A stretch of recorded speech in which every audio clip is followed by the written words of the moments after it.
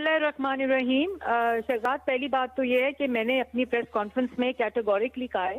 کہ جس کو بھی کوئی شک ہے، جس کا بھی کوئی بات ہے، جس کو سمجھ لگتی ہے کہ یہ ریگولیرٹی ہوئی ہے، کسی قسم کا کوئی کنسرن ہے، اس کے فورمز موجود ہیں اور ان کی تحقیقات ہونی چاہیے۔ لیکن میں نے اس کے ساتھ ساتھ یہ کہا کہ جو یہ کھڑا ہوتا ہے، الزام لگاتا ہے، نہ کسی کو کوئی ثبوت دیتا ہے، نہ اپنی بات کو کرنے کے لیے جسٹیفائی یا انڈورس کرنے کے لیے کسی قسم کا کوئی کاغذ دیتا ہے، کوئی کسی قسم کی کوئی بات ہی نہیں کرتا، اٹھتا ہے جی یہ دھاندلی ہو گئی ہے۔ وہ بھائی دھاندلی ہو گئی ہے تو اس کا کوئی ثبوت ہے، کوئی کال آپ کو آئی، کسی کال کا کوئی ایویڈنس موجود ہے، کوئی ٹیکسٹ میسج موجود ہے، آپ ایک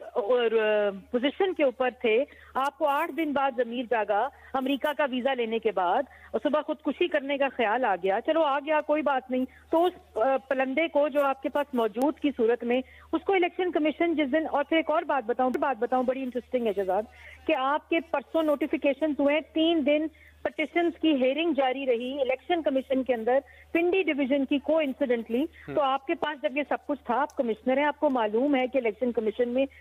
پٹیشن ہیئرنگز ہو رہی ہیں، تو آپ وہاں ثبوت لے جائیں، وہاں جا کے گواہی دے دیں، وہاں جا کے کوئی آپ کے پاس ایویڈنس ہے تو وہاں لے جائیں۔ یہ رویہ، وہ افضل خان صاحب سیکرٹری یاد ہے آپ کو 2013 میں additional secretary election commission chief justice کو کہیں کہ استعفیٰ دے دیں، دھاندلی ہو گئی ہے، چیف الیکشن کمشنر کو کہیں استعفیٰ دے دیں، مطلب کوئی نہ ثبوت، کوئی نہ منطق، کوئی نہ بات۔ تو میں نے یہ بالکل کہا ہے، میں نے کہا ایک تو ان کو ای سی ایل پہ ڈالیں، دوسرا ان کی تحقیقات ہو کہ جب یہ وہاں فائل سے اس پوزیشن پہ اور پچھلے 8 دن میں یہ کن لوگوں کو ملے، ان کا کال ریکارڈ کیا ہے، ملک کے اندر یہ ہیجانی کیفیت، یہ افراتفری، یہ تماشا، یہ انتشار، اس کا اب سلسلہ بند ہونا چاہیے، اور یہ کھڑے ہو کر الزام تراشی بغیر کسی ثبوت کے، یہ کسی بھی مہذب معاشرے میں اس کی اجازت نہیں ہونی